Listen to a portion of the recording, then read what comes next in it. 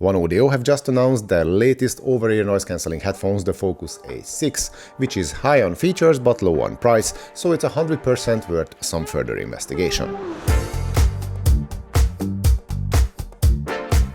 Hi, my name is Andy and you're watching Andy's Tech Tone. Thanks for tuning in. The OneOdio Focus A6 headphones promise to be a great affordable all-rounder thanks to their $70 price tag and a carefully selected set of features. But before we get into all that, let's talk about their design. First of all, the overall build quality is decent with some highs and lows. I mean, the highs are the sleek machined aluminum shells on the ear cups and also the steel headband, and the lows are those plastic pieces with the ratchet inside. They simply feel a bit too cheap and flimsy to me even for $70. That said, the rest of the plastics, such as the ear cups or the yokes, feel much sturdier. The clamping force of the thin steel headband is not too strong, but the headphones sit securely on my head during a casual stroll in town. Both the headband and the ear cups are well padded, and despite the use of metals in the construction, they managed to keep the overall weight at around 240 grams, which is 50 grams lighter than the Earphone Tune Pro, for example. And that's a noticeable difference both in hand and on your head. And the reason I'm mentioning the earphones is the fact that the two headphones cost exactly the same as of making this video. So I will make all sorts of comparisons between these two throughout the review. And if you haven't seen my Earphone Tune Pro review, then you can watch it here. But let's keep our focus on the A6. So, the protein leather covered thick memory foam padding on the ear cups allows for a very comfortable and hassle-free use in the long run. To be honest, I could use some more airflow around my ears to keep them fresh, but the ventilation is still better than that of the earphone cans. Also, the Tune Pro comes with smaller and narrower ear cups, it has a more substantial clamping force, and it also weighs more. So while the earphones might be a touch more solidly built, overall the comfort goes to OneOdio. The ear cups themselves can fold either flat or in, so portability is good, but there is no carry pouch of any sort in the box. And before we move on to discussing the Bluetooth features, quick disclaimer, I got the headphones from the manufacturer for testing, but I'm not getting paid, nor did I give preview privileges to anyone, so all you get is my honest and unfiltered opinion. And as promised, next let's see the wireless features of the Focus A6.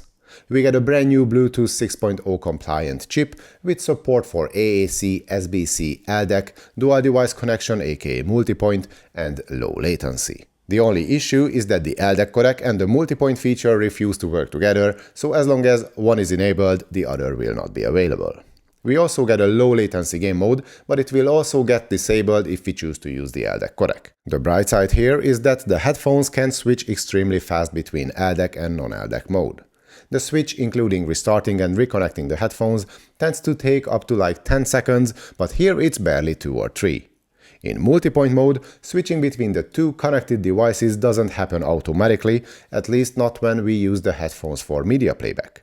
We always have to manually pause the first device before we can start using the second. With phone calls, of course, the switch and the audio takeover is automatic. As for wired use, the bad news is that there is no audio jack on the Focus A6, but we can plug the headphones into a computer using the USB-C to USB-C cable, which will allow us to keep using all the media controls on board, along with the built-in microphone and the active noise cancellation. The USB cable we get in the box is also comfortably long to be used at any desk setup. I also had no ground loop noise issues with my Mac Studio, which is something I cannot say about the Tune Pro. However, the earphone headphones come with a 3.5mm audio jack for fully passive wired use. I personally prefer using the noise-free USB connection on the Focus A6, but your mileage might vary. And as long as we have the USB-C cable plugged in, the headphones will also charge, which takes us to battery life. So in wireless mode, obviously, using the AAC codec and with the ANC turned off, the OneOdio headphones can last as long as 75 hours. With the ANC turned on, it drops down to about 40 hours, and using the LDAC codec will eat up the batteries even faster. And while the 75 hours of use time is excellent in itself, when compared to the Earphone Tune Pro, which can deliver up to 120 hours, it feels like the Focus A6 is at a huge disadvantage. Of course, battery life depends a lot on your specific use case, and with the earphone, for example, you don't even have the option of using LDAC at all. and I don't think that anyone should really complain about their headphones lasting only 75 hours. And in case you somehow still manage to drain the batteries completely, a 10-minute quick charge can yield 10 hours of use, so I can safely say that there is no reason to worry about the battery life here at all. And now let me give you a few audio samples so you can have an idea of the phone call quality you can get with these headphones. So this is what you get from the built-in microphones in a quiet room with the OneOdio Focus A6. And for the sake of a comparison, I will throw in a few samples from the Earphone Tune Pro as well. So this is the phone call quality you can get from these headphones in a quiet room. And now let's get outside to see how the onboard microphones can deal with some traffic noise and the not so gentle breeze. So this is the OneOdio Focus A6. And this is the audio quality you can get from the built-in mics on the Earphone Tune Pro when you happen to make a phone call while you are out and about. As for the controls, there is an ANC button, a multifunctional button, and a volume rocker at the back of the right ear cup. The multifunctional button acts as either play, pause, or power on/off, and it can be used for Bluetooth pairing and for activating your voice assistant. The volume rocker doubles up as track controls, and the ANC button will toggle through all the different ambient modes, including the wind noise modes as well. The layout is pretty straightforward with not much of a learning curve. The controls are easy to use with either your thumb or your index finger, and I also like the tactile feedback we get when pressing on any of the three plastic buttons. I also prefer having all three buttons on the same side over a two-sided approach such as the one on the Tune Pro, but Earphone can offer some level of customization for their controls in their app, an option which is missing from the OneOdio app completely.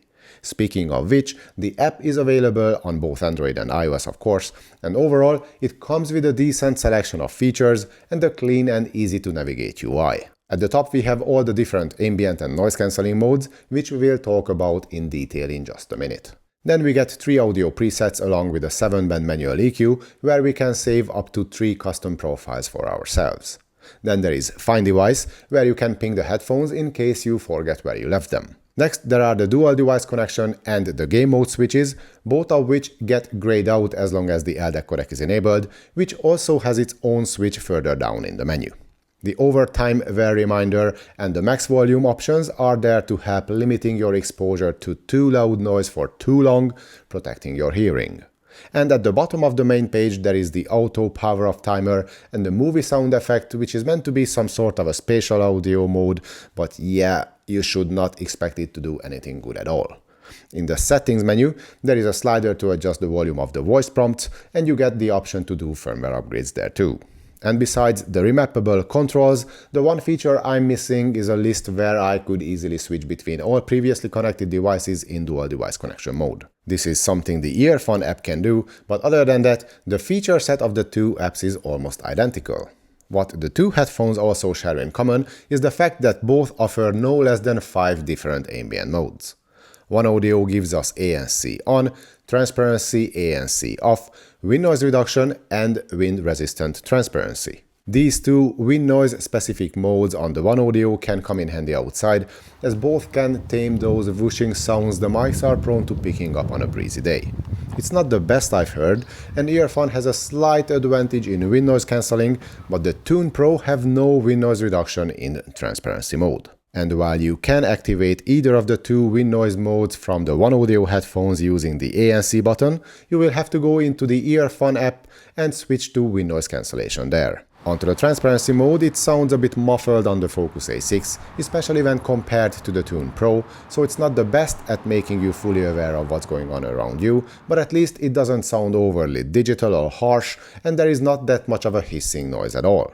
And given the price tag we are dealing with here, the ANC mode itself on the OneOdio is excellent, and it's particularly efficient at blocking out some mid to high frequencies. Lower pitch humming and rumbling noises are handled relatively well too, but this is where the Tune Pro can outdo its rival. One downside the Focus A6 has with its ANC is the higher than average amount of white noise and the pressure build-up within the ear cups, which can in fact bother my ears after a while. Another major issue I have is that it seems like that the audio team have tuned the headphones with the ANC on at all times, as we get a really noticeable degradation in the sound quality when we turn it off.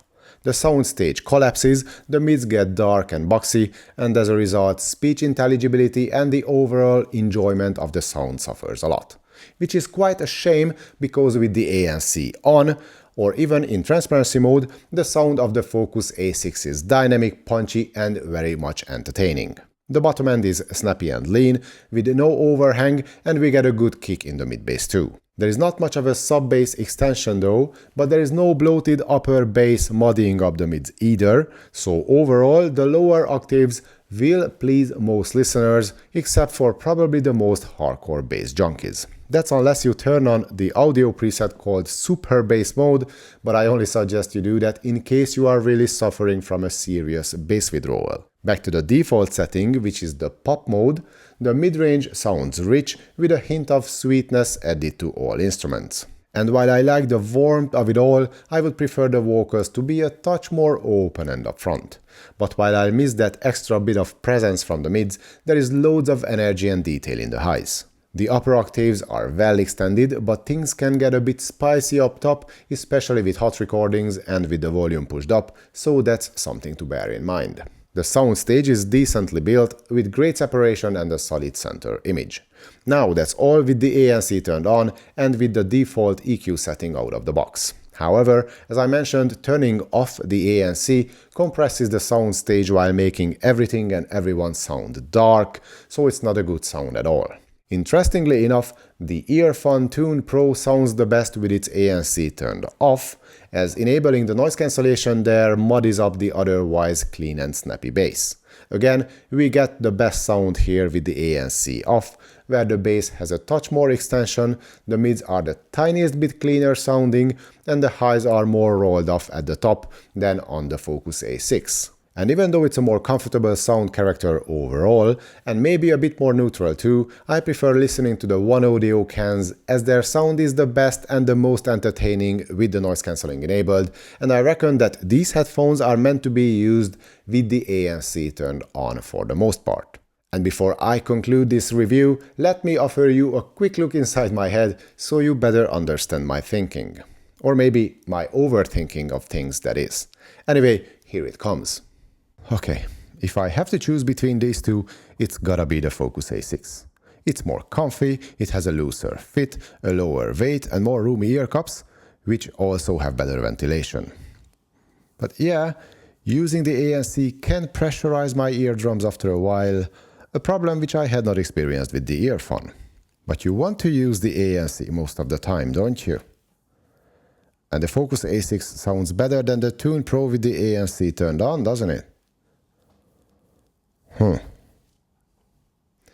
Yeah, there is a bit of a mess in there, alright. But regardless of all that, at the end of the day, what matters is that you get a bunch of good stuff for $70 with the OneOdio Focus A6, be it the new 6.0 chip with LDAC support, the app with loads of settings, the long battery life, the well thought out controls, the noise and hassle-free USB mode, or the multiple ANC options to cover all use case scenarios. And of course, there is the highly entertaining sound quality as well.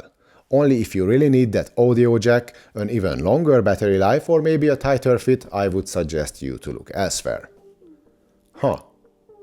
I guess I made up my mind after all. I will give this one to OneOdio. But then how about the... no, just stop. We have to finish this now. And yeah, enough of that, that's it for today. If you liked the video, then don't forget to give it a thumbs up and subscribe to my channel. Feel free to comment away should you have anything to add or ask. Thanks for watching everyone, hope to see you all in the next one.